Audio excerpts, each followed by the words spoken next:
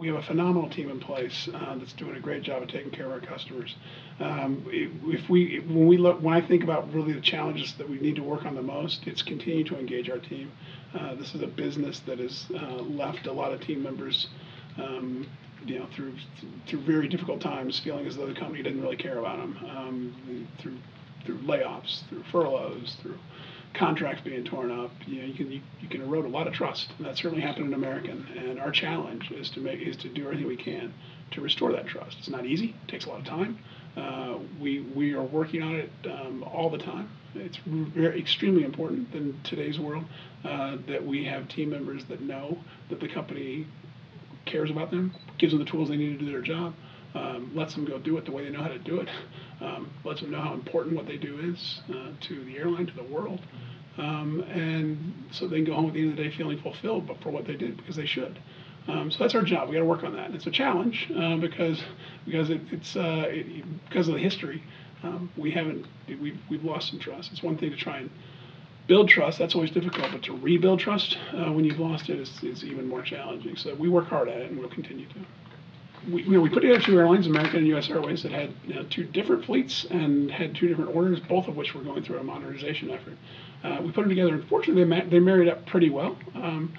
But so we did a little bit of maneuvering with the manufacturers on some of the orders, but where we're left with is a fleet we're extremely happy with. It's the youngest fleet now by far of the four largest carriers. We've been bringing in since the time of the merger every 4 days a new airplane and retiring an old one. That's brought down the average age as time has gone on. Our narrow body fleet, is by the time we get through this in the next couple of years, will be virtually all airplanes have been added in the last 4 or 5 years. So that fleet looks like it's in great shape. Similarly, the wide body fleet, we've added a couple new aircraft types that we're quite fond of, that are working well. We have, to the extent we have any issues left, we have one aircraft type that's a bit older, the 767, which is a great aircraft for certain missions, but it sticks out like a sore thumb versus the new airplanes we've been adding. So we need to either decide to get those refurbished and make substantial investment required to make those look like the newer airplanes, or look to see if maybe we should replace them before their last days are up.